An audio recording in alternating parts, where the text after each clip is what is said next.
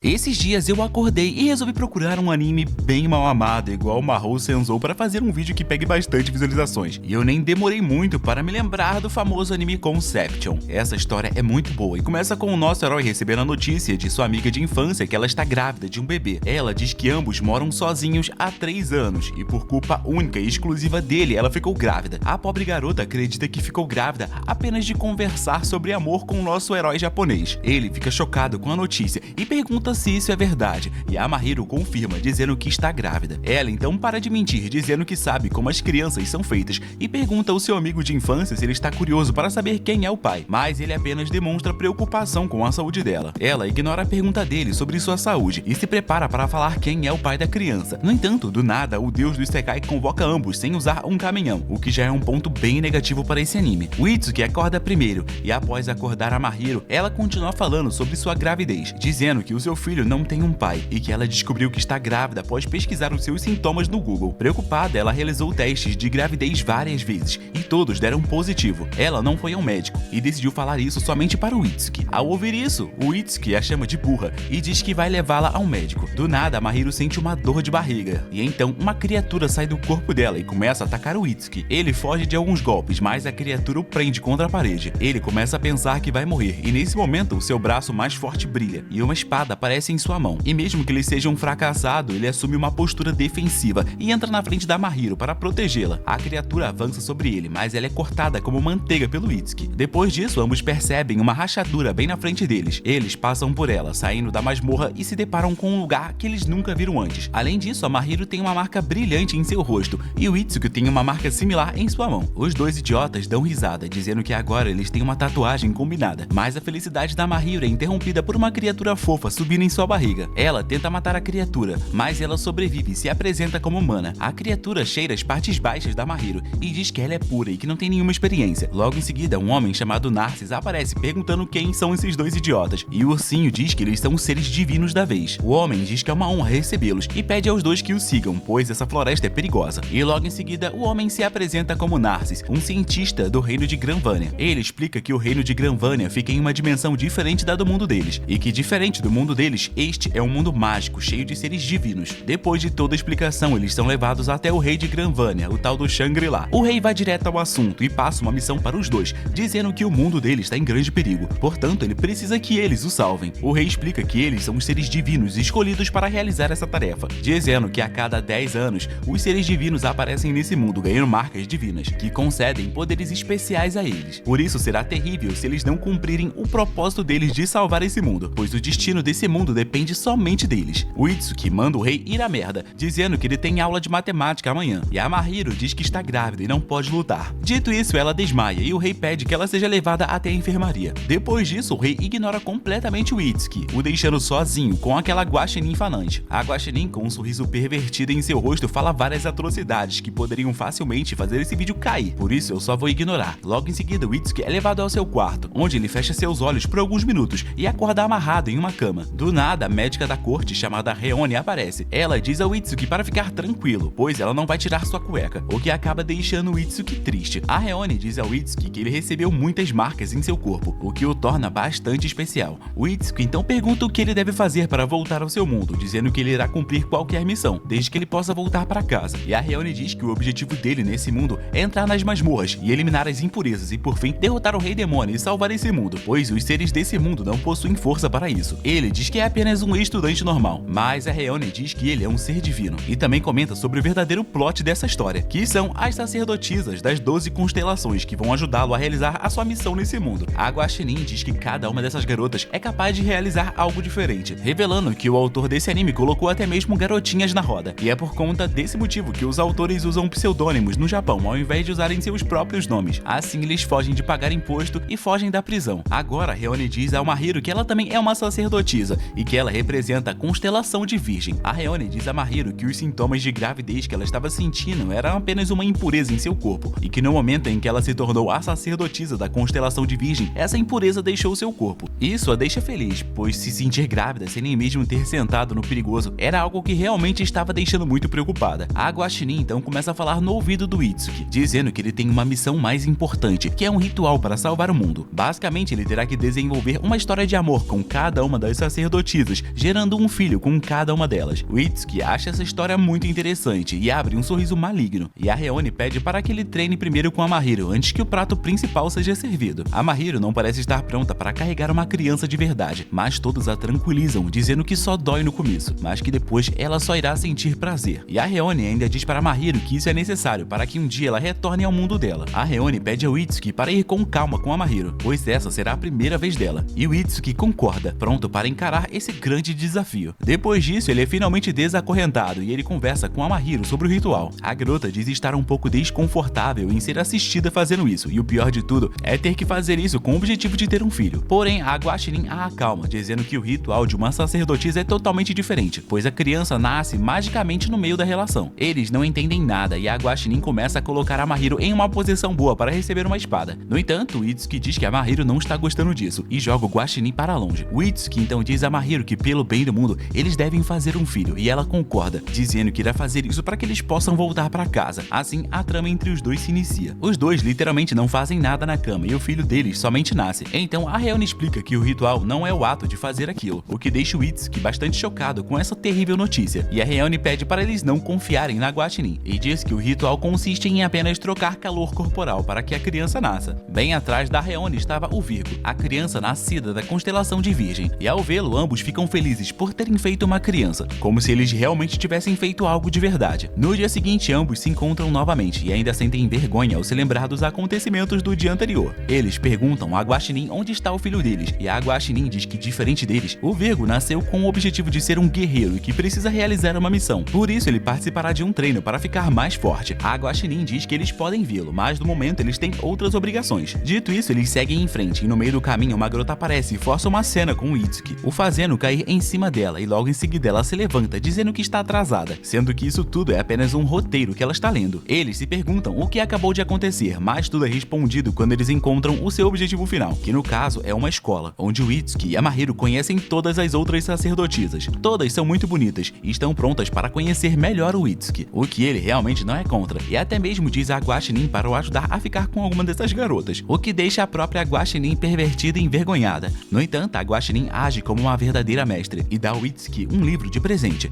contendo as melhores posições para fazer filhos. Além disso, a Guaxinim explica que o quanto melhor for a trama com a garota, mais poderosa será a criança que irá nascer. Depois da apresentação, todos vão para um parque fazer um lanche. As garotas comem muito bem, tendo centenas de milhares de empregadas para as servir. No entanto, as garotas perceberam que por algum motivo a Ruka estava um pouco distante. Então o Itsuki, doido para conhecê-la melhor, decide ir ver como ela está. Ele pergunta a ela o que aconteceu e ela diz que está coletando algumas flores para levar para casa, pois ela trabalha em um orfanato e ela acredita que as crianças de lá vão adorar essas flores. O Itsuki ajuda a coletar as flores e ela fica encantada com a sua ajuda. No entanto, ela diz que ele não pode enganá-la fingindo ser um bom moço, pois ela tem o poder de ler a mente das pessoas e ela sabe muito bem que todos os homens só pensam em coisas sujas. O Itsuki diz que é verdade, mas que ele tem o poder de conter os seus pensamentos impuros ao pensar na sua mob farm do Minecraft. A Ruka diz que isso é impossível e se aproxima dele para ler sua mente. No entanto, ela não conseguiu ouvir nada da mente dele, provando que o Itsuki é um cabeça vazia, ou que ela não pode ler a mente dele, pois ele não é desse mundo. A Ruka, sem saber o que fazer, decide recuar por enquanto. Assim que ela faz isso, a Mahiro aparece levemente alterada, sentindo um calor estranho em seu corpo. Ela consumiu alguns doces banhados em álcool e ficou levemente bêbada. Então ela decidiu agradecer o Itsuki por cuidar dela desde sempre e também o abraçou, enquanto comentava sobre a promessa que eles fizeram no ensino fundamental, mas ele não se lembra. Então ela rapidamente muda de assunto, dizendo a ele para se tornar amigo das outras garotas, pois eles precisam dar vida às crianças das outras constelações. Depois disso, a Guaxinim leva o Itsuki para ver o seu primeiro filho treinando. No exato momento em que o Itsuki chega, a cuidadora abandona sua personalidade brutal e usa todo o seu poder de sedução se apresentando como Alf.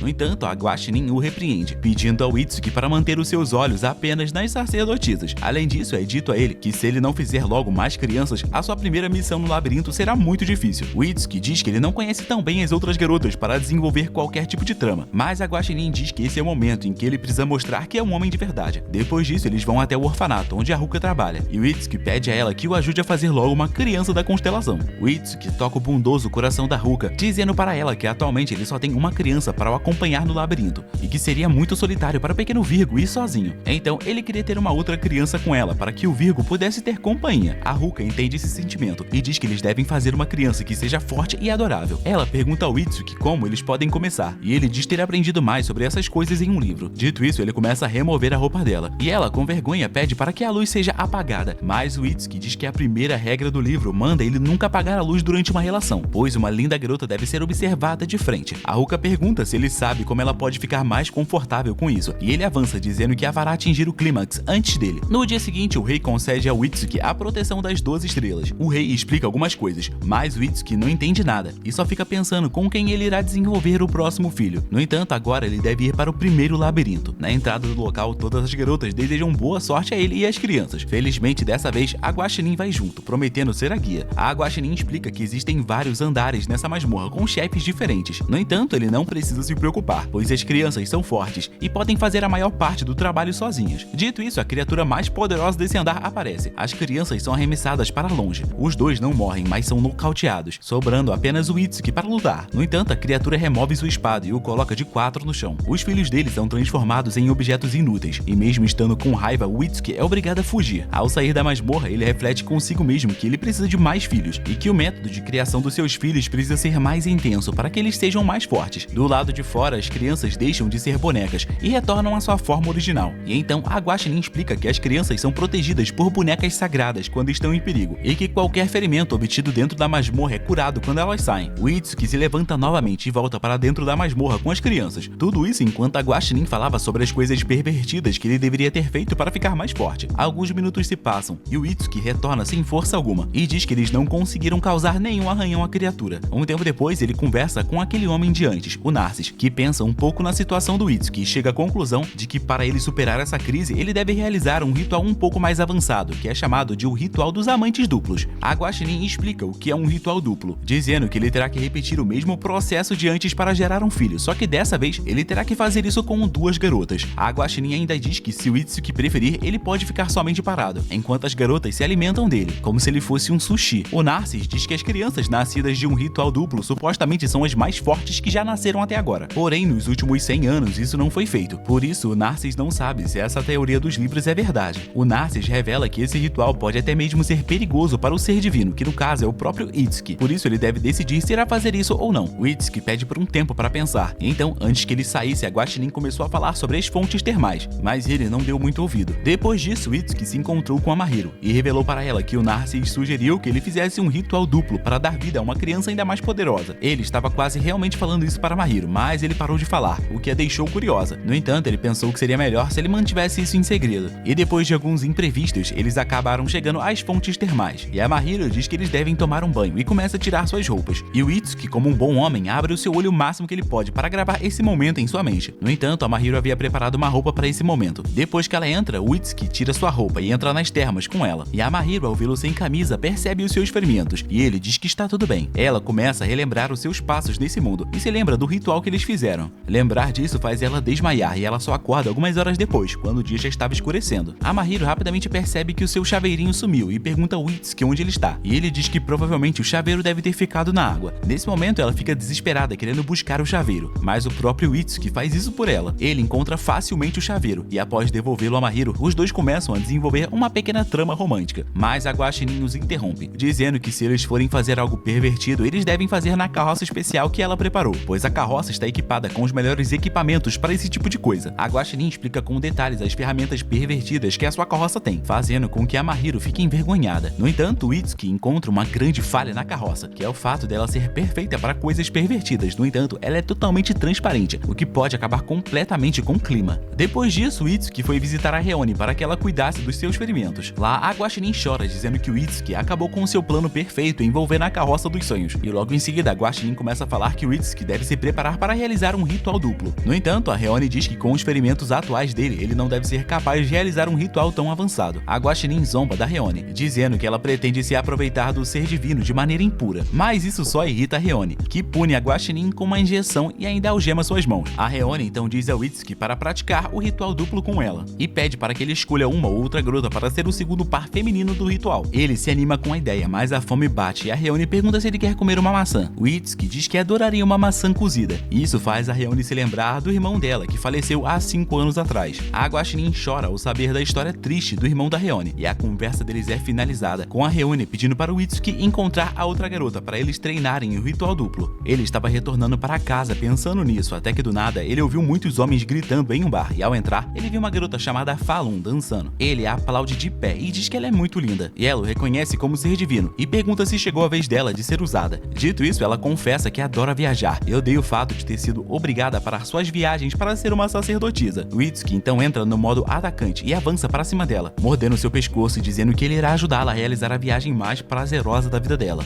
Ele só aprendeu a fazer isso por conta do livro que a Guaxinim deu para ele, e pela reação da Falun, a sua sedução deu certo. Um tempo depois, o ritual duplo se inicia, e o meu editor vai deixar tudo censurado, mas pelo menos eu vou dizer o que acontece. Primeiro, Witsuki abre os seus olhos para enxergar tudo, mas a visão acaba fazendo seu nariz sangrar. Ele se recompõe e um ritual insano se inicia, o que dá à luz a duas crianças, sendo o Capri e o Scorp, e o Narcis fica fascinado com o poder do ritual duplo, e pede desculpas ao Witsuki por tê-lo subestimado, dizendo que ele é um ser divino incrível. Enquanto isso, as duas garotas estavam com as pernas bambas, dizendo que foram totalmente destruídas pelo Witsuki, o que deixou a Guaxinim chocada com o poder de um ser divino. No dia seguinte, Witsuki e os seus 4 filhos avançaram para dentro da masmorra, e lá eles encontraram novamente o chefe daquela área, mas dessa vez eles venceram a batalha e fizeram a primeira purificação do labirinto, podendo enfim retornar à superfície. No dia seguinte, enquanto Witsuki estava fugindo da Guaxinim e dos seus pensamentos pervertidos, ele acabou indo se esconder em uma igreja, onde ele se encontra com a sacerdotisa devota da igreja, chamada Ari. Ela fica feliz em saber que Witsuki veio a ver. No entanto, ela não tem muito tempo para conversar, pois ela trabalha cuidando das crianças da igreja. Então, ele a deixa em paz e retorna ao seu dia normal. Em um outro lugar, agora vemos ele em uma fila tentando conseguir um lanche, mas ele mal consegue comprar algo para comer. Quando ele sai da fila, ele percebe mais uma das sacerdotisas, e quando ele tenta falar com ela, a garota foge e ele a segue. No entanto, ela desaparece completamente, e enquanto Witsuki pensava nela, a garota estava triste, se perguntando o motivo dela ter sido escolhida como sacerdotisa. O nome dela é Yuzura, e a preocupação do Witsuki é que ela não deve ter conseguido nada para o almoço. Ele se sente responsável por ela ter fugido e decide ir até a casa dela para levar um pão. Chegando lá, a garota mal vê e já tenta fechar a porta, mas ele diz que apenas veio trazer um pão. A garota fica feliz, e assim Witsuki entra na casa dela e descobre que ela não queria comer um pão, e sim queria usá-lo em sua arte. A garota finalmente sorri e agradece a Witsuki por tê-la ajudado. Ela serve um chá para Witsuki e eles começam a conversar. Ele a faz sorrir várias vezes e mostra interesse nas pinturas dela. A garota conta tudo sobre suas artes para Witsuki e revela até mesmo o lugar onde ela dorme, que é um caixão dourado. O Witsuki diz que os caixões são para colocar outras coisas, mas ela diz que se sente muito confortável ao dormir em um caixão. Além disso, ela sonha com muitas coisas incríveis e ela registra os seus sonhos em suas artes. No entanto, ultimamente ela não tem conseguido mais sonhar, por isso ela tem medo de não conseguir mais trabalhar fazendo artes e não sabe mais o que fazer. Witsuki a convida a sair um pouco de casa, dizendo que talvez ela só precise refrescar sua mente, mas ela diz que não quer sair agora. Então o Witsuki diz que amanhã ele virá com mais pães e outros lanches e que eles devem sair para se divertir. No dia seguinte, enquanto Witsuki esperava pela Yuzura com lanches até demais, a Guaxinim aparece dizendo que o Witsuki está se saindo bem em conquistar a Yuzura, mas o Witsuki manda a Guaxinim ir embora, pois ela só está trabalhando. Um tempo depois, a Yuzura aparece com o seu caixão nas costas. Ela decorou seu caixão com coisas femininas para que ele ficasse ainda mais fofo, e o Witsuki elogia o bom gosto dela, o que a deixa feliz e confortável. Ela diz que é muito bom conversar com ele e que atualmente ele deve ser a única pessoa com quem ela se sente confortável ao conversar. Witsuki pergunta se ela trouxe algo dentro do caixão e ela mostra os seus equipamentos de pintura. No entanto, ela não sabe se irá conseguir pintar devido à sua falta de sonhos. Então, Witsuki diz a ela para buscar inspiração na natureza e ela decide tentar. No entanto, enquanto ela se esforçava, a Guaxinim estava pressionando seu corpo de forma suspeita contra o galho de uma árvore, o que fez um garoto chamar a Guaxinim de estranha. E a sua mãe, ao ver aquilo, disse ao garoto para não olhar. A Yuzura pensou que a estranha ali era ela e por isso ela retornou para casa, entrou no seu caixão e ficou lá chorando. Witsuki, se sentindo mal pelo que aconteceu, decidiu ir à igreja pedir perdão por ser um idiota. Nesse momento, a sacerdotisa da igreja aparece e diz a Witsuki que a Yuzura é afetada por uma doença que consome o seu tempo de vida enquanto ela dorme, e no futuro a Yuzura irá morrer dormindo. Por isso, para não causar problemas, a Yuzura sempre dorme em um caixão. Após fazer toda a fofoca sobre a vida da Yuzura, a Ari diz a Witsuki para não desistir dela, pois talvez com seu poder de ser divino ele consiga curá-la. Depois disso, ele sai da igreja e se encontra com a Guaxinim, que está construindo um caixão como forma de desculpas para Yuzo. Witsuki tem uma ótima ideia e decide chamar a Yuzo para sair, revelando que ele trouxe o caixão dele, dizendo que o seu caixão será amigo do caixão dela. Ele convida a Yuzura a se divertir com ele e ela aceita. Eles se divertem bastante e ao fim do dia, eles se sentam no chão e conversam sobre coisas agradáveis, como o fato deles serem dois malucos que estão andando por aí carregando seus próprios caixões. Depois de se cansar tanto, a Yuzura dorme dorme devido ao cansaço e no dia seguinte ela conta ao Itsuki que ela voltou a sonhar. Ela agradece ao Itsuki e diz que deseja dar algo em troca pela ajuda dele. Ele se recusa, dizendo que não pode aceitar. No entanto, com um olhar sério no rosto, a Yuzura diz que deseja cumprir o dever dela como sacerdotisa com ele, e o Itsuki rapidamente aceita isso, ficando feliz por ela querer ter um filho com ele. Sem hesitar, os dois partem para aquilo que deve ser feito. No dia seguinte, a Guaxinim dá uma bela caixa ao Itsuki e diz que a caixa é um presente para Ari. Ele vai até ela e dá o presente, sem nem mesmo olhar o conteúdo. No fim, ela abre um sorriso maligno e diz que ele sabe do segredo dela. Dito isso, ela começa a bater no Itsuki com um chicote. Sinistro. Uma semana depois, dentro da masmorra, o Itsuki consegue vencer facilmente o próximo inimigo, liberando agora o quarto caminho, que será mais desafiador do que antes. Por isso, a Guaxinim diz a ele que não há outra escolha a não ser aumentar o número de crianças da constelação. O Itsuki diz que passou os últimos dias apenas lutando e não viu nenhuma garota, e em resposta, a Guaxinim diz que é exatamente por esse motivo que ela preparou um evento especial para o Itsuki, a famosa Aventura de Verão, que é basicamente um episódio de praia adiantado, o que é perfeito para que o Itsuki consiga desenvolver mais histórias românticas com as garotas. Alguns dias depois, vemos todos em um ônibus a caminho da praia, para que todos possam ter as famosas aventuras de verão. Durante o caminho, um garoto chamado Seiya posiciona o seu carro de luxo ao lado do pequeno ônibus deles. O Itsuki pergunta quem esse cara é, e a Mahiru explica que ele é um bonitão famoso da escola, que secretamente é um stalker das sacerdotisas. Todas as garotas pensam que ele tem mais intenções, mas a garota com a bola de cristal diz que ele não é uma pessoa maligna, e sim um playboy que não pretende desistir. A Mahiru se pergunta como ele descobriu que eles estavam indo à praia, e foi ela falar isso que a Guaxinim começou a agir como uma verdadeira suspeita de um crime, enquanto escondia que ela postou sobre a viagem deles em sua rede social. Quando todos finalmente chegam à praia, as garotas começam a se divertir, jogando vôlei e tomando sol. O Itsuki fica fascinado com a visão, e a Guaxinim tenta tirar sua cueca para que ele inicie logo os rituais com as garotas. No entanto, a Guaxinim é jogada para longe, e agora, em paz, o Itsuki tenta iniciar uma conversa com a sacerdotisa da bola de cristal. E enquanto eles tentam conversar, o Seiya estava tirando várias fotos dele. A garota ao lado do Itsuki diz que uma vez o Seiya foi até ela para ler a sua sorte, mas ele não a deixou falar nada, e apenas disse que ele era o homem mais bonito, e que todas as sacerdotisas seriam mulheres dele. O Itsuki diz que isso é loucura, mas a Lilith entende errado e começa a acreditar que ele disse que a leitura da sorte dela é loucura. Ela começa a chorar, e a segunda personalidade dela assume o controle, que no caso é a Lilia. Ela começa a brigar com o Itsuki, perguntando por que dele duvidar da leitura de sorte da Lilith. E o Itsuki se levanta e diz que sinceramente ele é ateu e não acredita em Deus e nem mesmo em algo falso como a leitura da sorte. Irritada, a Lilia faz a Lilith retornar, para que ela possa ler a sorte do Itsuki e provar que a Lilith nunca erra. Ela retorna e o Itsuki aceita ter a sua sorte lida. Ela lê a sorte dele, mas então ela fica com vergonha de revelar o que descobriu. Por isso ela escreve algo em um papel e deixa a Lilia assumir o controle da situação. A Lilia começa a brigar novamente com o Itsuki, e enquanto isso acontecia, a Guaxinim estava ouvindo toda a conversa deles para depois repassar tudo para o Seiya, pois o playboy prometeu a recompensar pela ajuda. A Lilia encontra o papel da sorte em sua cintura e o lê, e nesse momento ela fica com vergonha, e logo em seguida revela ao Itsuki que a Lilith viu uma bandeira de morte para a sorte dele, então ele deve se fortalecer ainda mais para não perder sua vida. Depois disso, a Lilith retorna, e ela pergunta ao Itsuki o que ele pretende fazer em relação à sua morte, e ele diz que não acredita em leitura da sorte, mas mesmo assim ele pretende fazer tudo que estiver ao seu alcance para não morrer. Ele pergunta quando a sua morte irá acontecer, e a Lilith responde dizendo que o poder dela pode ser usado para mudar o futuro. Ela prova isso dizendo que o Seiya não irá incomodá-lo no futuro, e então vemos a Guaxinim fazendo o garoto rico desmaiar após chegar ao seu clímax. Essa visão é nojenta, mas faz com que o Itsuki acredite na leitura de sorte da Lilith, e então ele pergunta o que ele deve fazer para não morrer. Em resposta, ela lê novamente a sorte dele e descobre algo que a deixa com mais vergonha do que antes.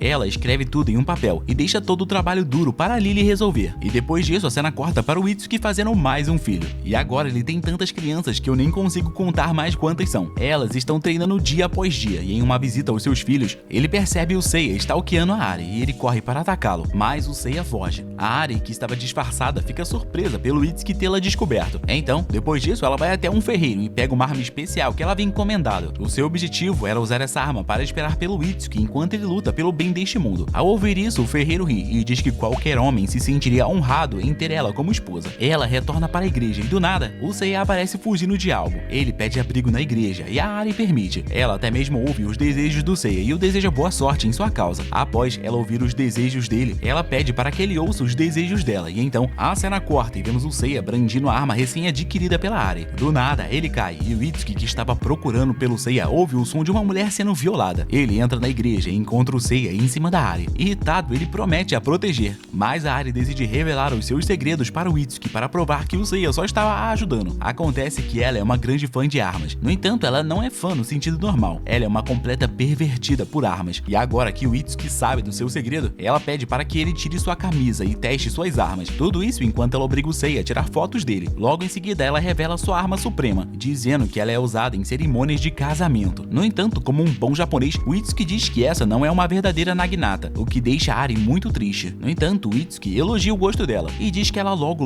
irá conseguir a sua tão sonhada arma de cerimônia de casamento japonês. Ao ouvir isso, ela o abraça com força e o Itsuki, como um verdadeiro camisa 10, a ataca pedindo para que ela faça um filho com ele, e ela aceita de bom grado. No entanto, na hora de ser devorada pelo nosso camisa 10, no fim é ela quem acaba devorando e torturando o pobre Itsuki. Alguns dias depois, a Ari se encontra com o Seiya e ele revela suas melhores fotos do Itsuki, revelando que o Seiya na verdade é um grande fã do Itsuki, e é por esse motivo que ele sempre parece estar stalkeando alguma das sacerdotisas, sendo que ele na verdade está de olho apenas no Itsuki. Depois disso, a sacerdotisa de Aquários é apresentada. Seu nome é Colette e ela é uma garota virtuosa que todos conhecem na cidade. Ela mantém sozinha uma padaria no lugar do seu avô, que adoeceu. Ela é uma garota completamente inocente e agora ela está sendo observada pelo Itsuki, que precisa desenvolver uma trama ilegal com ela. Enquanto ele a observa, ele comenta com a Guaxinim, que se sente mal por ter que desenvolver um enredo com ela, e pergunta se isso é realmente necessário. Em resposta a isso, a Guaxinim chuta ele, e diz que é óbvio que ele precisa cometer tal atrocidade. Um tempo depois, vemos que o Itsuki decidiu ajudar a Colette com um trabalho na padaria. No entanto, a Colette percebe facilmente que ele só está ajudando, pois ele quer fazer uma criança da constelação com ela. Ele fica em choque, sem saber o que responder, e a Colette diz que ela realmente só tem tempo para a padaria dela agora. Em resposta, o Itsuki finge ser um bom moço, dizendo que está seriamente interessado em ajudá-la, e diz que mesmo depois que eles fizerem uma criança da constelação, ele não irá abandoná-la. Ela então pergunta se o objetivo final dele não é fazer uma criança da constelação, e a inteligência da garota faz com que ele tenha dor de cabeça em tentar fingir ser um bom moço. E então ele é sincero, dizendo que deseja ajudar e que ele também precisa fazer a criança, mas ele pede para que ela não pense nisso agora e que apenas aceite a ajuda dele. A garota ri e diz que ele é bem sincero e diz que ela gostou da sinceridade dele. Ela permite que ele ajude e assim os dois começam a fazer pães. Enquanto conversava com a garota, o sorriso inocente dela faz com que o Itsuki fique corado e a Guaxinim começa a falar que vai ligar para a polícia, mas o Itsuki arremessa a Guaxinim em direção ao planeta Terra. Um tempo depois, a primeira fornada de pão que eles fizeram ficou pronta e a Colette deu o pão quentinho na boca do Itsuki, uma cena que deixou ambos com vergonha. Nesse momento, a Guaxinim aparece falando besteira novamente e é jogada em direção à lua. Depois disso, ambos colocam os pães à venda,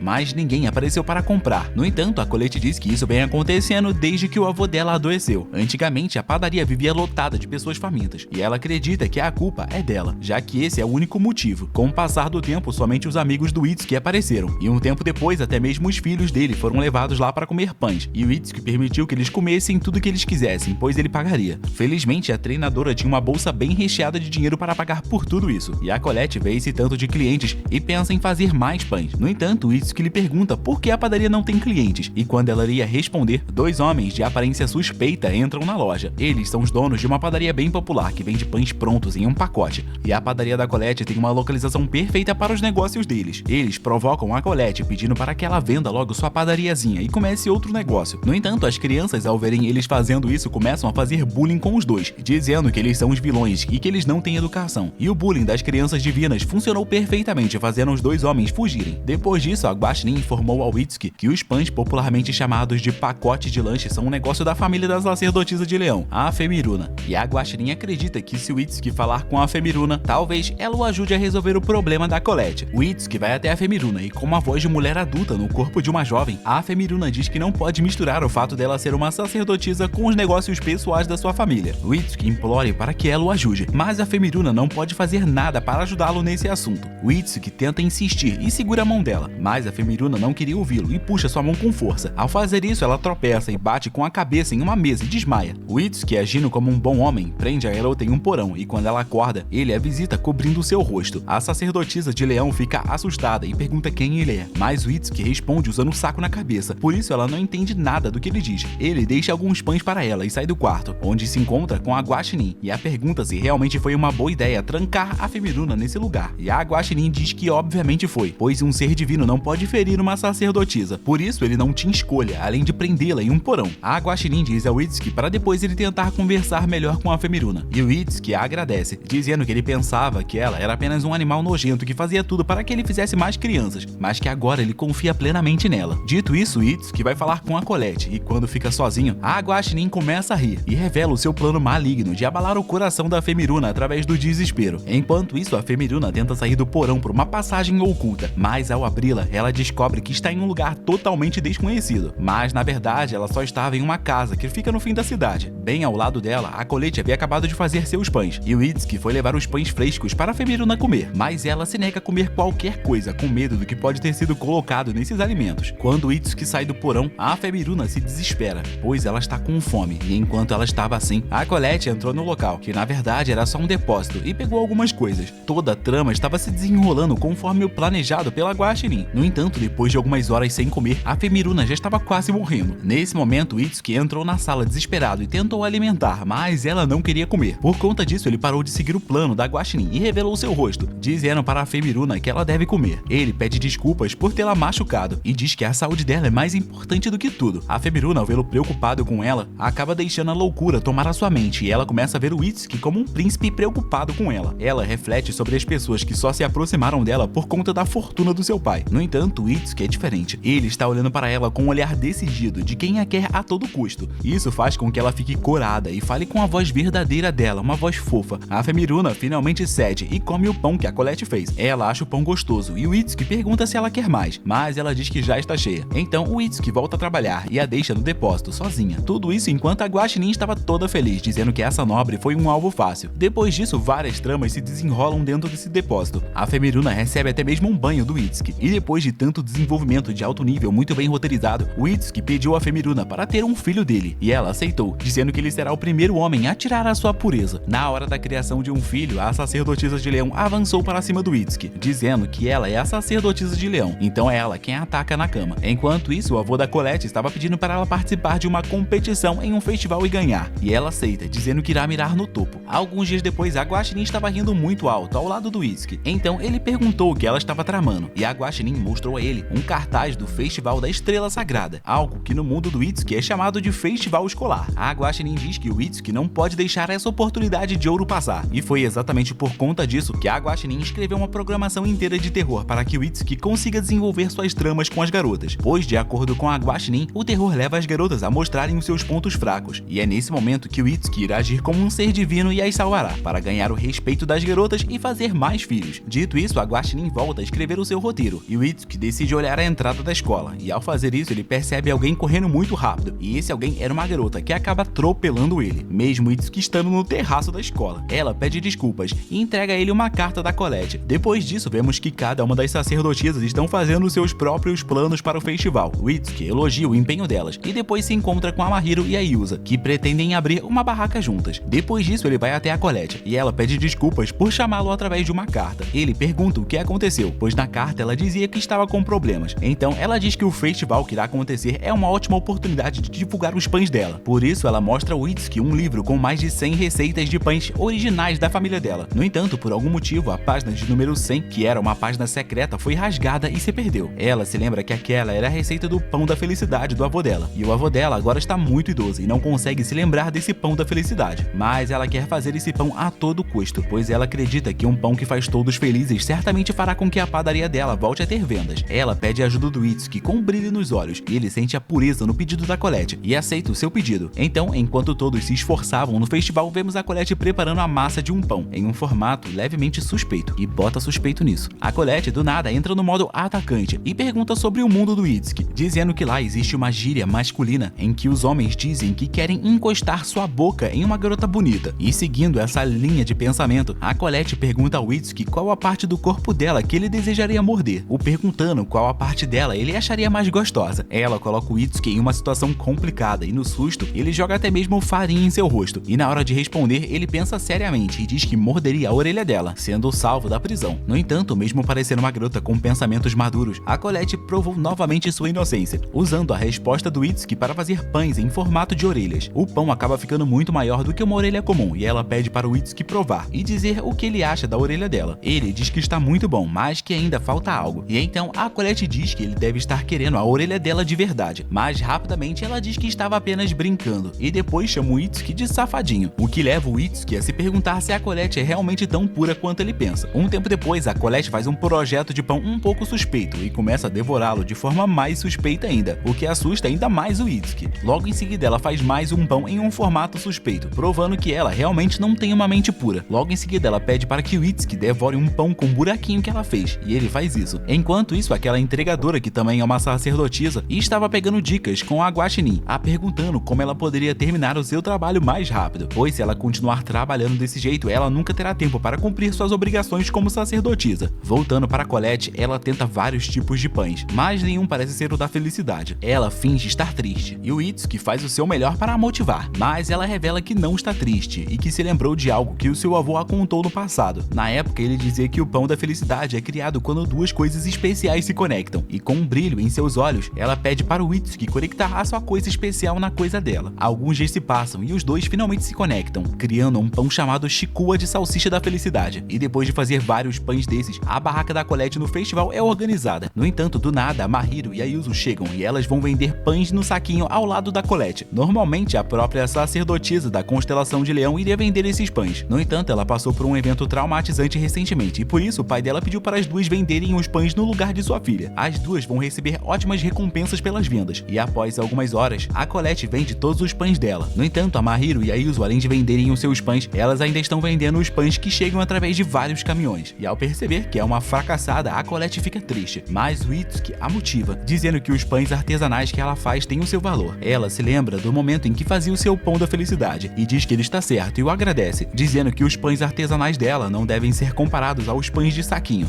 Depois disso, ela sussurra algo com o Itsuki, dizendo que deseja agradecê-lo e pede para que ele a siga. Depois disso, em uma sala trancada, ela diz que deseja se unir a ele, assim como aquele pão da felicidade. O Itsuki aceita de bom grado e a cena corta para os dois se conectando na cama. Depois de brandir sua espada com a Colette, o Itsuki retorna para o festival e se depara com a Mahiru e a Yuzu vendendo calcinhas, porque os pães dela já se esgotaram. Do nada, aquela entregadora aparece correndo e para não atropelar o Itsuki, ela se vira rapidamente, batendo de cara em uma árvore. Ele pergunta se ela está bem e a garota lhe entrega uma carta e vai embora. A carta era um convite para que o Itsuki visitasse uma mansão de leitura da sorte. Ele entra em uma mansão e acaba sendo obrigado a passar por vários desafios, sendo um mais complicado do que o outro. Todos os desafios envolviam a entrega de cartas, e os desafios são insanos ao ponto de obrigarem ele a pular de avião. No fim, ele é aprovado no teste e recebe a missão de entregar uma carta para Marua, que é o nome da sacerdotisa que entrega as cartas. Ele a encontra procurando as cartas que ela perdeu em um monte de lama, e mesmo que o Itsuki a ajudasse, ela não estava conseguindo encontrar a última carta que faltava. E o Itsuki diz a ela para sair da lama e pedir desculpas ao destinatário por ter perdido sua carta. E quando ele iria falar para ela secar suas roupas em uma árvore, ele olhou para cima e encontrou a carta que havia sumido. A garota ficou muito feliz e abraçou o Itsuki, o agradecendo. O Itsuki então entregou a carta que foi enviada para ela, e ela diz que essa carta é do seu mestre e que o conteúdo se trata de uma boa notícia para ele e para ela. Antes que ela fosse entregar o restante das cartas, o Itsuki se ofereceu para ajudar nas entregas. Juntos, eles resolvem o trabalho rapidamente e no fim, a última carta era dela para o Itsuki. E ela disse na carta que passou a gostar bastante dele depois de conhecer melhor. E em resposta, ele pede para que ela tenha filhos com ele, e ela aceita, dando até mesmo um beijinho no rosto dele. Ela diz que na carta do seu chefe, ela recebeu alguns dias de folga para cumprir o seu dever como sacerdotisa. E após falar isso, eles partem para as cenas de ação, dando a vida a mais uma criança, o que deu poder o suficiente para o Itsuki concluir a 9ª e a 10ª camada da masmorra. Alguns dias depois disso, a Guaxinim organiza o festival do Ritual dos Amantes definitivo, dizendo que faltam somente 2 garotas para que o Itsuki esteja com todos os seus filhos. A Guaxinim explica que a partir de agora algumas garotas serão escolhidas pelo próprio Itsuki para o encontro, e a primeira escolhida foi a Sui, uma garota com quem o Itsuki ainda não fez um filho. Ela se encontra com o Itsuki do lado de fora, e ele diz que queria conhecer ela melhor, por isso ele a escolheu. Ele convoca uma limusine cheia de animais dentro, e os dois saem para ver os animais em seus habitats naturais. O Itsuki elogia os animais, fazendo com que a Sui fique envergonhada e feliz por ele gostar da natureza. Na hora do almoço, o Itsuki diz ter preparado um lanche vegano, mas a Guaxinim pervertida estragou toda a experiência divertida deles. Depois disso, durante o passeio, ela diz ao Itsuki que desde que ela foi atacada pelas impurezas e os seus pais se foram, os animais foram tudo que restaram para fazer companhia. O Itsuki ouve tudo e a conforta. Depois desse encontro, ele diz que não pode perdoar as impurezas da masmorra por terem acabado com a vida feliz que a família da Sui tinha. E enquanto Itsuki e a Sui estavam desenvolvendo um romance antes de fazer mais um filho, as outras garotas estavam apenas aproveitando a vida, e em algumas horas do dia, elas davam algumas entrevistas. A Mahiru mesmo elogiou o Itsuki e disse que confiava nele para limpar as impurezas desse mundo. No dia seguinte, o Itsuki se encontra com a Sui para fazê-la ficar ainda mais feliz. Ele prepara muitas porções de sushi para ela, dela, fazendo com que a Sui o aceitasse completamente como um bom ser divino. Depois disso, a Guaxinim organiza o encontro em grupo e o Itsuki escolhe várias garotas, incluindo a Mirei, que é uma sacerdotisa com quem ele ainda não desenvolveu nenhuma trama. A Mirei é uma cientista e está interessada em pesquisar e descobrir tudo sobre o ser divino. Mas antes do encontro, a Guaxinim organiza uma competição entre as escolhidas para decidir qual delas terá um encontro privado com o Itsuki. Antes da competição de escalada começar, a Guaxinim dá um banho de hidratante em todas as competidoras. E quando a competição se inicia, várias delas começam a cair por conta dos pisos escorregadios. E no fim, a Mirei vence o desafio. Depois disso, ela se encontra com o Itsuki, que está pronto para galantear mais uma moça. A Mirei tira os óculos para entrar em uma piscina e diz que não consegue enxergar muito bem sem seus óculos e pede ao Itsuki que a ajude. Ele a posiciona em seu colo, sendo a própria Mirei que pediu por isso, para que ela pudesse compensar sua falta de visão, o vendo mais de perto. No entanto, ela estava apenas aproveitando a oportunidade para estudar cada parte do corpo do ser divino. Um tempo depois, em uma entrevista, foi perguntado ao Itsuki qual o lugar que a Mirei estava encostando nele por debaixo da espuma, e com um olhar muito sério, ele disse que deixaria isso para a imaginação do público. Depois de vários encontros transmitidos na televisão, o Itsuki recebe a missão de escolher uma entre as duas sacerdotisas gestantes. Ele escolhe a Sui, mas no momento em que a ação iria começar, a Guaxinim leva a Mirei para que eles realizem logo um ritual duplo. A Mirei, com medo do Itsuki não aguentar a pressão, trouxe logo um remédio poderoso, e foi assim que eles viraram 3 dias e 3 noites criando as crianças mais poderosas de todos os tempos. Alguns dias depois, todos são reunidos na presença do rei e o Narcis explica que descobriu mais um labirinto, e é no final daquele local que a fonte de todas as impurezas desse mundo está. Ou seja, se o Itsuki não selar esse inimigo, as impurezas voltarão a assombrar esse mundo. Enquanto saía do castelo do rei, a Guaxinim começou a falar para o Itsuki que se existe um 13º andar, provavelmente deve existir mais uma sacerdotisa. A Guaxinim diz que não somente mulheres podem ser sacerdotisas, mas homens também, e mostra algumas fotos para o Itsuki. No entanto, o Itsuki não hesita e diz que devora qualquer buraco pelo bem da humanidade. Depois disso, o Itsuki saiu pela cidade, olhando para os homens, tentando descobrir quem seria o seu próximo par. Na cidade haviam vários homens, desde o Seiya, que o segue o tempo inteiro, até os homens musculosos que levam um peso todo dia em cima das suas costas. Ele passa o dia inteiro observando os homens, interagindo com homens, para no final desse episódio 9 completamente maluco, ele tentar fazer um filho com o Narcis e o Seiya. Mas felizmente tudo não passava de uma mentira da Guaxinim, sendo o episódio 9 apenas um incentivo para que os japoneses passem a dar suas traseiras também. Deve ser por culpa desse episódio que a nota desse anime é um verdadeiro lixo no MyAnimeList. Assim chegamos ao próximo dia, onde o Itsuki está treinando com a Alphie e os seus filhos. Após uma pequena sessão de treino, ele diz aos seus filhos para descansarem. E quando a Alphie o repreende por pegar leve demais com seus filhos, ele diz que esse descanso é necessário, pois amanhã eles irão lutar contra o chefe do 12º andar da masmorra. Durante a noite, enquanto seus filhos dormiam, a Alphie prometeu que iria orar pela segurança deles, e então no dia seguinte eles avançaram contra o 12º chefe. O Itsuki lidera todo o ataque, um dos seus filhos quase é atingido pelo chefe, mas ele o salva e pede que todos continuem atacando. Depois disso, todos continuam pressionando o chefe para no fim o Itsuki o finalizar com a sua espada. Após a longa batalha, o Guaxinim o elogia por ter evoluído tanto. No entanto, após eles saírem da masmorra, o chão começa a tremer, e o Itsuki percebe que ele realmente precisa da última sacerdotisa para terminar a sua missão e retornar ao seu mundo. Um tempo depois, em frente ao rei, o Itsuki recebe a notícia de que realmente existe um 13º andar, mas é dito que esse andar felizmente ainda não se abriu. O rei diz que a 13ª sacerdotisa deve ser encontrada com urgência, para que o Itsuki esteja totalmente pronto para a batalha que está por vir. O Itsuki promete encontrar a próxima sacerdotisa, que no fim era a Alphie esse tempo todo. De alguma maneira, ela sabe que é a sacerdotisa, mas ela não quer contar isso ao Itsuki. Na verdade, ela quer que ele descubra sozinho. Então ela começa a fazer vários rituais satânicos, na esperança de fazer com que o Itsuki anote. O primeiro era colocar um fio de cabelo nas costas dele. Se o fio de cabelo não fosse descoberto em 3 dias, a sua magia funcionaria. No entanto, a Guaxinim instantaneamente percebeu isso. No segundo feitiço, eu nem me lembro o que era, mas ele foi impedido pela sacerdotisa entregadora. Ela tenta outros métodos, mas ao falhar em todos, ela decide finalmente revelar que é uma sacerdotisa para o Itsuki. No dia seguinte, o Itsuki estava na rua procurando a próxima sacerdotisa, perguntando se alguma garota recebeu um símbolo novo em seu corpo. A Alphie estava tentando revelar o seu segredo, mas um grupo de garotas gritando o nome do Seiya a impediram de chegar no Itsuki. Porém, a Guaxinim ouviu alguém dizendo que era sacerdotisa. Então, a Guaxinim verificou a verdade e disse a Alphie para se apressar e fazer um filho logo com o Itsuki. No entanto, ela hesita e diz que os encontros precisam ser feitos da maneira correta, dizendo que ela precisa mostrar uma fita de vídeo para o Itsuki, e somente depois disso eles podem seguir em frente na criação do filho. A Guaxinim leva a fita para o Itsuki, e eles descobrem que a fita se trata de um anime de romance. Então, após assistir toda a história, o Itsuki se prepara para desenvolver uma bela trama romântica com a Alphie. Primeiro, eles viajam de carro, onde o Itsuki finge ser um homem de voz grossa. Eles jantam sentam em lugares de luxo e ao fim do dia, o Itsuki visita o quarto da Alphie. Lá, ele diz a Alphie que está muito feliz por ela ser a última sacerdotisa, pois ele sempre quis desenvolver um romance com ela. No quarto da Alphie, ele descobre algumas coisas sobre ela, mas no fim, ele acaba contando várias coisas sobre sua vida, como o fato dele ter perdido seus pais. Além disso, ele falou um pouco sobre suas aventuras na masmorra, que eram muito difíceis. A Alphie ouve tudo e começa a falar mais sobre si mesma, mostrando até mesmo um caderno de treinamento que ela fez com os pontos positivos e negativos de todos os filhos do ser divino. O Itsuki lê tudo e agradece a Alphie por ter feito essa obra de arte. Ele pergunta se pode levar esse livro com ele quando retornar ao seu mundo, e a Alphie diz que sim, e no fim, o romance deles já estava muito bem desenvolvido. Então, o Itsuki a chamou para desenvolver o próximo filho deles, mas antes disso, ele dá a ela um presente, e ela o abraça, toda feliz. E em cima da cama, a Alphie finalmente aceita ter um filho com ele, mas antes de qualquer cena no quarto rosa, ela tem uma dor de barriga insana de tanto nervosismo. No entanto, o Guaxinim já havia preparado um remédio, o que possibilitou a rápida recuperação dela, e assim, a 13ª criança foi finalmente feita. Depois de ter o filho, a Alphie fica cansada e desmaia no colo do Itsuki. Ela é colocada na cama, e do outro lado da tela, o rei diz ao Narcis que agora eles precisam contar a verdade para o Itsuki. No entanto, enquanto o rei não faz isso, o Itsuki passeia pela cidade ao lado da sua fiel companheira da boca suja. O Itsuki revela estar um pouco surpreso com o fato desse mundo também comemorar o Natal. E do nada, a Guaxinim acha uma edição especial de um livro impróprio e acaba abandonando o Itsuki para ir comprar. Ao ficar sozinho, o Itsuki olha ao seu redor e vê uma loja que vende itens de idols, e ele se lembra que a Alphie adora idols. Ele chega mais perto e se assusta com a quantidade de coisas sobre idols, mas ele não hesita e pergunta ao dono da loja se ele pode recomendar algo bom para ele sobre as idols dos anos 80, dizendo que é um presente para uma pessoa querida. Ele compra várias coisas e o dono da loja manda um oi para a pessoa querida dele. Após sair da loja, o Itsuki se pergunta se a Alphie realmente vai gostar do que ele comprou, mas antes que ele fosse até ela, o Narcis o parou no caminho e disse que o rei queria conversar com ele. Quando ele chega no salão real, o rei diz que irá revelar algo que o Itsuki deve manter em segredo. O rei e o Narcis dizem a ele que o 13º chefe, o rei das impurezas, não pode ser derrotado como os outros chefes. O Itsuki pergunta o que há de errado com esse 13º chefe, e eles revelam que esse chefe não pode ser derrotado. No entanto, existe um modo de selá-lo. Eles dizem que o Itsuki terá que realizar um ritual sagrado, onde ele mesmo terá que se sacrificar para selar o último chefe. Ele pergunta se não existe outro modo, mas sem hesitar, o rei e o Narcis dizem que não. A Guaxinim ouve tudo e fica escondida vendo o Itsuki aceitar o seu destino. Um tempo depois, a Guaxinim tenta conversar com Itsuki, mas ele pede à criatura para deixá-lo em paz por enquanto. Ele anda pela cidade e observa todos felizes aproveitando o Natal e reflete consigo mesmo sobre o fato dele ser o único capaz de salvar esse mundo. Ele se pergunta o que ele deve fazer, mas ao ver uma família feliz, ele se lembra de que é Natal e que seria muito legal se ele comprasse um presente para cada uma das garotas. No dia seguinte, ele vai de garota em garota, presenteando cada uma delas como ele pode. Por último, ele tem um encontro com a Mahiro e dá o seu presente a ela, que era um chaveirinho novo para substituir o que ela está usando, que está bastante destruído. Ela diz que não precisava, mas quando ele tenta pegar de volta, ela se nega a devolver e o agradece pelo presente. Logo em seguida, ele lembra Mahiro da promessa que eles fizeram quando eram crianças e diz que ele nunca a esqueceu e que ele sempre estará ao lado dela. Enquanto falava sobre isso, o Itsuki começa a se embolar, quase falando que essa será a última vez que eles irão se ver. No meio dessa confusão, a Mahiro se aproxima para beijá-lo e o Itsuki faz o mesmo. No entanto, a maldita Guaxinim interrompe tudo, dizendo que também quer um beijo. No dia seguinte, o Itsuki vai até a Alphie e serve uma sopa para ela, dizendo que isso deve ajudá-la a melhorar. Além disso, ele dá a ela os presentes que ele comprou e ela fica feliz, dizendo que ele comprou muitas coisas raras, mas o Itsuki foi humilde e disse que foi graças ao dono da loja e que ele não sabe nada sobre idols. Depois disso, a Alphie decide revelar o seu segredo supremo para o Itsuki, dizendo que ela é filha de um ser divino e de uma sacerdotisa, o que choca a Guaxinim, que está ouvindo tudo. Ela se pergunta como uma criança da constelação tem a aparência como a dela, mas essa pergunta é respondida pela própria Alphie, que revela ao Itsuki que ela não tem o poder de uma criança da constelação. Em meio a essas revelações, um programa de idols começa e o Itsuki participa de tudo sem entender nada. Depois disso, ele decide que chegou o momento de dar a sua vida pelo bem de todos, e depois de preparar os seus equipamentos, ele retorna para sua casa e lá ele dá um presente para a maldita Guaxinim e pergunta à pequena criatura se ela é realmente fêmea, e a Guaxinim diz que sim, falando que o seu nome é Mana e que ela é uma garota linda e maravilhosa. O Itsuki então abraça a Mana e a agradece por tê-lo ajudado durante todo esse tempo. Depois disso tudo, eles ultrapassam todos os limites, ficando juntinhos, e a Mana dorme roncando na cara dele. No dia seguinte, ele acorda decidido a finalmente ir selar o último chefe e salvar esse mundo. Assim chegamos ao episódio 12, com o nome de Dê a Luz a uma Criança Minha. Mas antes que isso aconteça, uma reunião das 12 sacerdotisas com o rei e o Narcis acontece. Eles explicam para as garotas que o Itsuki terá que se sacrificar para selar o último chefe. Sim, era segredo, mas eles foram lá e fofocaram, dizendo que o Itsuki iria se selar junto com o seu maior inimigo pela sua sua eternidade inteira. As garotas perguntam se elas realmente precisam fazer esse ritual, e o rei diz que isso é necessário para que o mundo de Granvania seja salvo. Eles dizem que o Itsuki já aceitou dar sua vida pelo bem de todos, mas a Mahiru não consegue aceitar que ele realmente pretende se sacrificar. Enquanto isso, o Itsuki estava conversando com a Alph, revelando a ela sobre o seu sacrifício, mas ele diz que antes disso ele pretende lutar, e a Alph diz que irá apoiá-lo nessa luta, e a Guaxinim também pretende o apoiar. Depois disso, dentro da masmorra, eles avançam em direção ao último chefe, e a Guaxinim decide revelar seu último segredo ao Itsuki, dizendo que ela é uma Guaxinim brasileira, e isso explica suas falas pervertidas e o seu comportamento extremamente vulgar. Felizmente, ela diz que está disposta a ficar com ele até o final, mesmo que isso signifique a morte de ambos. Eles chegam em frente ao último inimigo, que parece ser muito poderoso. O Itsuki tenta atacá-lo, mas ele não consegue nem mesmo arranhar essa coisa. Enquanto isso, a Alph estava do lado de fora com todas as crianças, pois o Itsuki não queria que elas perdessem suas vidas ao lado dele. Na mente da Alph, ela estava se sentindo a mulher mais importante de todo o reino, como se ela fosse a responsável por cuidar de todos os filhos dele. No entanto, as crianças não queriam aceitá-la como a mãe deles. Enquanto isso, na sala do rei, as garotas começam um ritual levantando sua mão para cima, uma posição um tanto suspeita. Esse ritual fez com que um círculo mágico aparecesse abaixo do Itsuki. Desta magia, vários espetos perfuraram o corpo do Itsuki, mas no final do ritual, a Mahiru parou, dizendo que não podia sacrificar o seu melhor amigo. Do outro lado da tela, o Itsuki sobreviveu, mas o chefe do andar fez com que tudo desmoronasse, obrigando a Guaxinim a salvar o Itsuki com seu escudo. De volta ao salão do rei, a Mahiru perguntou se não havia outro modo de salvar o mundo, e então a Mirei revelou uma maneira, que era o ser divino ter relações verdadeiras com todas as sacerdotisas, adquirindo assim o poder para eliminar definitivamente o chefe de todas as impurezas. Para o rei, essa é uma aposta muito perigosa, mas como não há mais o que ser feito, ele pede às sacerdotisas que ajudem o Itsuki e salvem o mundo. Todas ficam felizes e correm em direção ao Itsuki. Enquanto isso, o verdadeiro caos estava acontecendo na entrada da masmorra, e as crianças estavam se preparando para enfrentar o mal. O 13º chefe chegou à saída antes do Itsuki, mas felizmente as sacerdotisas já haviam chegado para apoiar o Itsuki. Pela primeira vez, elas fazem algo além de ter dado à luz as crianças, e entram em sincronia com seus filhos, dando mais poder divino a cada um deles. E com esse poder, as 12 crianças se transformam em 3 mechas gigantes. Dentro da masmorra, como vimos antes, a Mana conseguiu salvar o Itsuki com seu escudo, e agora ela deu a ele vários remédios para deixá-lo mais forte, duro e grosso. Assim, ele poderá derrotar o chefe das impurezas. Eles avançam em direção à saída, e o Itsuki chega no momento exato para salvar a Alph e a sua pequena filha de serem pegas no fogo cruzado da batalha que estava acontecendo. As garotas dizem que vieram ajudá-lo, e o Itsuki revela que não deseja morrer, pois ele ainda pretende desenvolver muito mais o seu enredo com cada uma delas. Ele pede o poder das garotas emprestado, e elas concordam. Elas começam mais uma vez o ritual, dessa vez com o objetivo de deixar o Itsuki mais forte. O chefe tenta as destruir, mas as crianças as protegem. O chefe ataca o Itsuki com inúmeros golpes mágicos, e ele contra-ataca a maioria, mas ele não consegue eliminar um, que vem em sua direção. Nesse momento, a Alph entra na sua frente e recebe o golpe bem no meio da sua barriga. O Itsuki larga sua espada e a segura. Ela deita no chão, e ao invés de estar triste, a Alph está feliz por ter salvo o Itsuki, e ela pretende morrer com um sorriso no rosto, dizendo que cumpriu seu dever como uma criança da constelação. O Itsuki a repreende e diz que ela não pode morrer e que eles precisam curar os ferimentos dela, mas os ferimentos dela não parecem ter solução. A Alph começa a se despedir, dizendo que ela está feliz por ter vivido uma ótima vida e ter se tornado uma sacerdotisa, mas o Itsuki diz que ela ainda não foi feliz o bastante. Em resposta, a Alph pediu para ele a fazer mais feliz e fechou seus olhos esperando por um beijo. O Itsuki fez isso. No fim, ela realmente morreu, dizendo o quanto ele a fez feliz, mesmo a espada dele sendo pequena. Todos ficaram tristes, e o Itsuki foi tomado por uma grande raiva e começou a dizer que não iria perdoar esse último chefe. Ele se levanta e então o emblema do serpentário apareceu em cima dele, o que só estava acontecendo devido a Alph ter morrido pensando no Itsuki até o seu último momento. As garotas então começam a se focar para ajudar o Itsuki também. Cada uma delas diz suas belas palavras inúteis, que enchem o corpo do Itsuki de poder, fazendo com que ele e todas as crianças da constelação se tornem um único mecha gigantesco. Usando essa armadura mecha gigante, ele dispara um feixe de luz verde, que força o chefe da 13ª masmorra a mostrar sua verdadeira forma. Essa criatura pergunta ao ser divino por que ele o rejeita, o que choca a todos, e a resposta do Itsuki é que ele o rejeita pois ele é uma impureza, e o chefe concorda, dizendo que ele é a impureza que irá destruir tudo nesse mundo. No entanto, o chefe diz que ele foi criado pelos seres humanos, e após falar isso, o chefe cerca o Itsuki com os seus tentáculos e começa a eletrocutá-lo, dizendo que o Itsuki também é um ser impuro como ele, que profanou o corpo de todas as puras sacerdotisas. O chefe diz ao Itsuki para aceitá-lo, dizendo que eles podem se tornar um só e podem profanar esse mundo inteiro juntos, mas o Itsuki se rejeita a aceitá-lo e usa sua arma mais poderosa, que é o discurso do herói. Ele fala que amar alguém talvez signifique profanar o corpo dessa pessoa, mas diz que gostar não é apenas isso, pois ao profanar o corpo das sacerdotisas, ele fez com que as crianças das constelações ganhassem vida. Ele diz que se o amor humano cria impurezas, então as crianças das constelações são a esperança para eliminá-lo, dizendo que foi isso que a Alfie e todas as outras garotas o ensinaram. O seu belo discurso fez com que a sua última filha, que não estava o ajudando, começasse a orar pelo seu bem. Elo dá força o suficiente para superar o chefe das impurezas. Com esse poder, ele acerta o chefe em cheio e o joga de volta para dentro da masmorra. E no fim, o chefe começa a ser selado. E enquanto Itsuki era jogado para longe, ele viu os seus filhos dizendo que iriam cuidar do chefe no lugar dele, cumprindo assim o seu dever como crianças das constelações. As crianças o agradecem por ter feito eles nascerem e se despedem do Itsuki enquanto selam a criatura. Depois disso, no dia seguinte, o Itsuki recebeu os agradecimentos do rei e durante a noite eles se encontram com a Mahiro. Ela perguntou o que ele pretendia fazer agora, querendo saber se ele iria voltar para casa ou se ele ficaria nesse mundo. Ela disse que iria voltar para casa para ver os seus pais. No entanto, ele não tem família e esse mundo parece ser um lugar muito agradável para ele. No entanto, Itsuki diz a Mahiro que ele irá voltar, pois ele já cumpriu o seu dever e porque ele também deseja trocar de roupa, pois ele não aguenta mais usar a mesma. Quando eles estavam prestes a retornar, todas as sacerdotisas apareceram e o Itsuki revela que decidiu retornar ao seu mundo e elas aceitam a decisão dele e se despedem com um sorriso no rosto. O Itsuki finalmente se despede de todas as garotas e se vira, mas então uma das garotas corre atrás dele, dizendo que não consegue dizer adeus. As outras garotas começam a dizer o mesmo e vão na direção do Itsuki. No fim, todas as garotas, incluindo a Alfie, que deveria ter morrido, e a Guaxinim, na forma de uma garota, vão para o outro mundo, o seguindo. Até mesmo as crianças da constelação, que deveriam estar selando o chefe, aparecem num outro mundo. E o Itsuki pergunta o que diabos aconteceu. E a Alfie diz que eles foram revividos. E a Mana, com o seu corpo humano, diz que ficou assim após o Itsuki ter banhado o corpo dela com todo o seu amor. O que faz a Mahiro enforcar o Itsuki ao descobrir que nem mesmo uma Guaxinim escapou das malícias dele. Ele se negou a ter feito algo com a Guaxinim. E quando ele se pergunta o que eles vão fazer agora, a Mahiro simplesmente convida todo mundo para ir ficar na sua casa. No fim, o Itsuki se casa com todas as garotas e pede que elas tenham filhos de verdade com ele, o que elas aceitam de bom grado. Assim termina o anime com o melhor final que eu já vi na minha vida. Esse aqui nem mesmo o Rodeu supera, mano. 13 esposas, que